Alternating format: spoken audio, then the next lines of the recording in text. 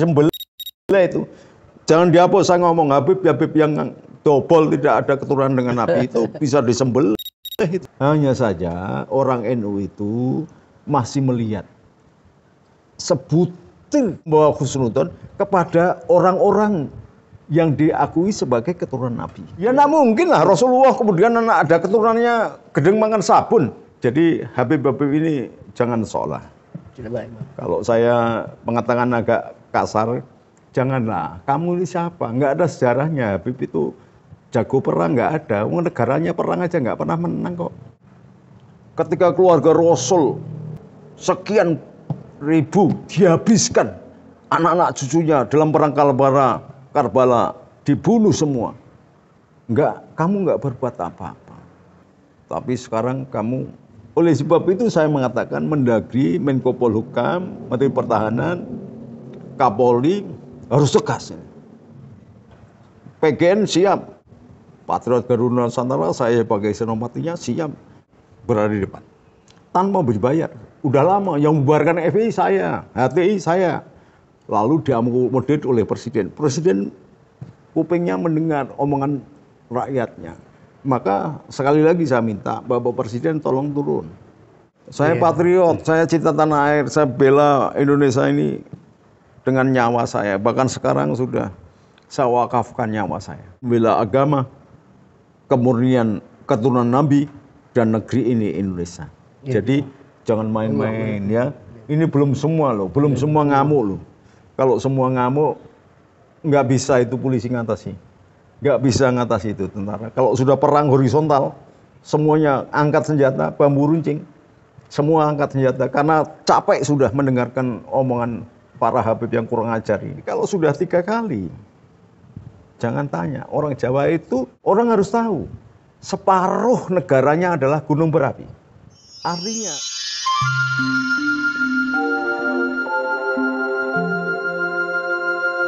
lawanan Bu Alawi itu semakin brutal. Lora, gimana?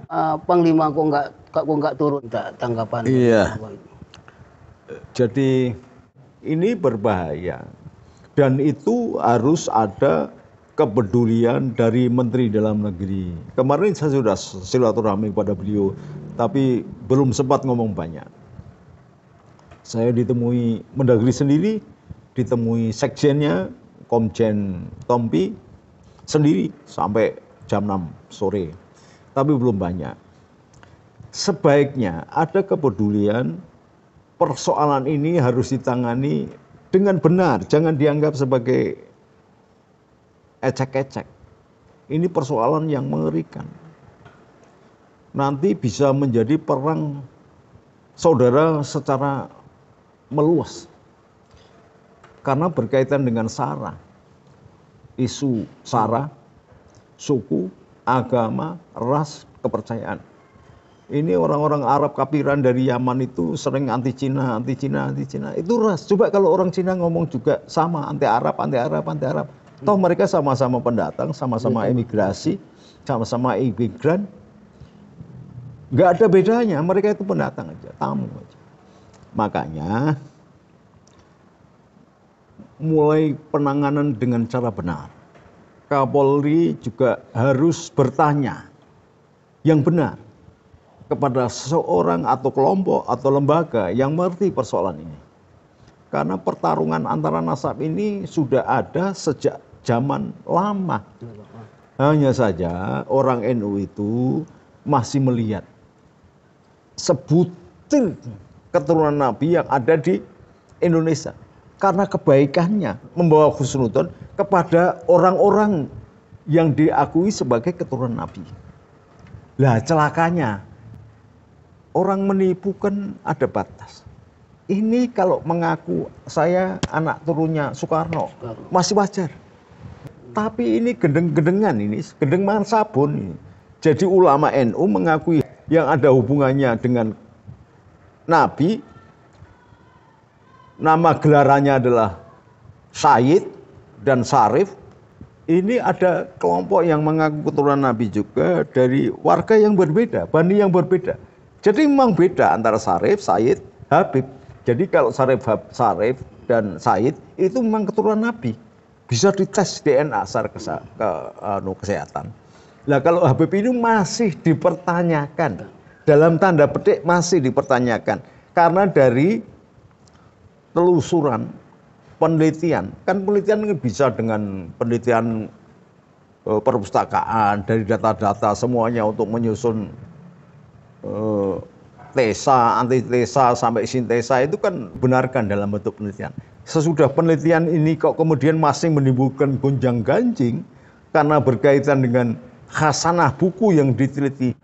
Nah, maka jalan tengah berdasarkan Al-Qur'an, yarfa'illahu ladina amanu minkum waladina utul ilma daraja, berdasarkan hadis Rasulullah SAW juga mengatakan begitu tentang ilmu. Man arada dunya fa alaihi bil ini, wa man arada akhiratika fa alaihi bil ini, wa man arada huma fa alaihi bil ini. Maka kedudukan ilmu itu menjadi sentral. Bahkan Allah tidak mengangkat derajat seseorang kecuali dengan ilmu. Ya. Ya. Ya. Tapi di atas ilmu akhlak. Karena yang namanya iblis itu ilmunya tinggi. Lebih tinggi dari Allah. Tapi tidak memiliki akhlak. Nah, akhlak itu pada Rasulullah. Maka di atas ilmu itu karena ada akhlak. Maka berlakulah inamal bu itu liutamima magarimal akhlak. Karena iblis itu juga ilmunya tinggi. Lah maka orang yang mengandalkan ilmu tanpa kaitannya dengan akhlak barangkali masih sepeleteran dengan iblis gitu loh. Jalan tengahnya gini, gitu. Nah, oleh sebab itu coba tolong yang Habib, yang Kiai, kita tidak akan membeda-bedakan anak keturunan petani, anak keturunan petambak, anak orang miskin, anak orang yang pinggir hutan. Kalau dia berilmu, kita akan hargai. Ya. Tetapi dia mengaku anaknya presiden sekalipun, anaknya jenderal sekalipun, anaknya Rasulullah, kok majdub, kok gedeng mangan sabun. Ya tidak mungkin lah Rasulullah kemudian anak ada keturunannya gedeng mangan sabun. Masa salaman aja sampai cium kaki? Nggak ada tuh, tradisi Rasul nggak ada. Lah kalau orang yang mengaku anak cucunya Rasul, kemudian membiarkan mencium kaki, ya nggak benar. Sujud itu hanya kepada Allah. Kepada ibunya aja banyak ulama yang tidak menyetujui atau membolehkan. Meskipun ridhollah wa fi ridho walidain, sutullah wa fi sutu walidain. Meskipun ayatnya juga jelas wa wasainal insana bi walidaini hamalathu ummuhu wahnan ala wahnin wa fisaluhu fi amaini aniskuri wali daika ilayal masih. Jadi sujudnya kepada orang tua, ayah atau ibu dianggap oleh Allah sebagai rasa syukur dan itu sama dengan Allah. Itu aja masih ada ulama yang membolehkan, ada yang tidak. Lah ini bukan siapa-siapa. Terkenal sebagai orang yang berilmu juga tidak. Ngajinya di mana? Punya pondoknya apa? Sejak kapan? Belum taskes semuanya. Bu, jangan. Ini yang mengakibatkan persoalan. Jadi geger terus. Ya, sementara pemain politik memanfaatkan. Sementara Habib Lutfi jadi penasihatnya Mas Prabowo. Penasihatnya Gibran. Lagi GNU justru ada sesuatu yang belum selesai tentang Habib Lutfi ini. Ada temu pasti, insya Allah orang NU udah nggak gampang ngawur-ngawuran, nggak. Sabar, wong NU itu tidak sikile itu, mas kakinya masih dipakai, ngaleh. Digetok gitu, udah NU digetok masih ngalah, mbok jangan gitu toh. Gusti Allah yang gawe saya aja. Bapak saya, ibu saya yang ngasih makan saya aja nggak pernah gedok gitu, ngalah, ngalih. Tapi kalau sudah 3 kali, jangan tanya. Orang Jawa itu, Indonesia tinggal di Pulau Jawa itu, orang harus tahu separuh negaranya adalah gunung berapi. Artinya ini mempengaruhi psikologi rakyat Indonesia.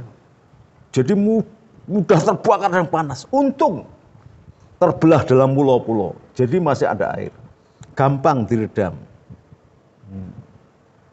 Ada panasnya. Tapi kalau apinya sudah membara, airnya udah nggak ada, ngamuk mesti.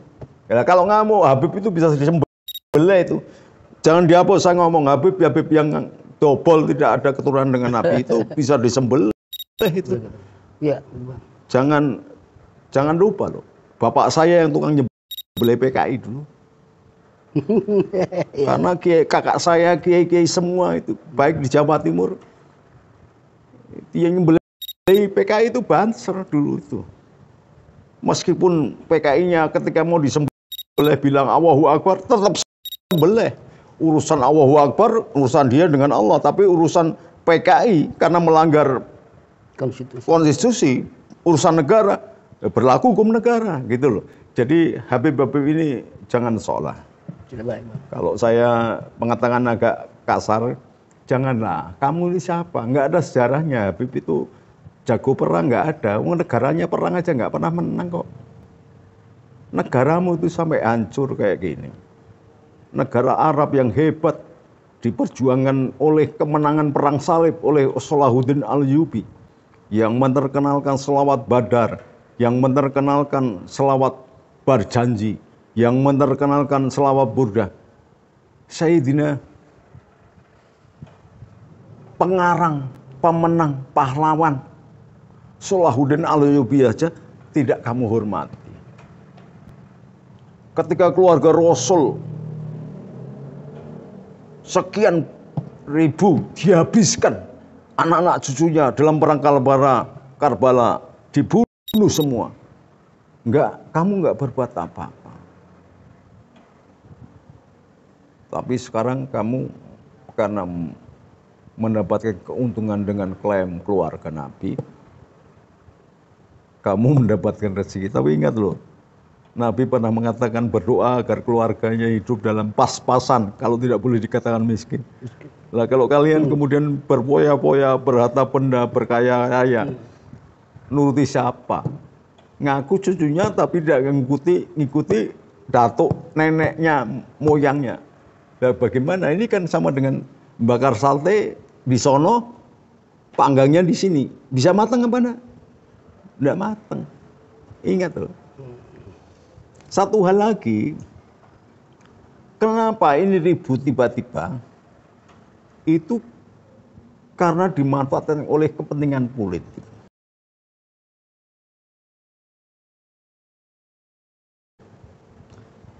Oleh sebab itu saya mengatakan Mendagri, Menko Polhukam, Menteri Pertahanan, Kapolri harus tegas.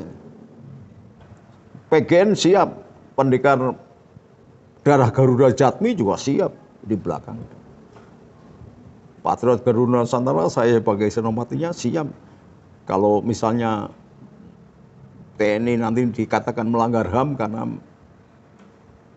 memukul atau apa kepada mereka yang kurang ajar dan kemudian suka mendiskreditkan pemerintah, menuduh pemerintah, membuat keonaran, PGN siap berada di depan tanpa berbayar.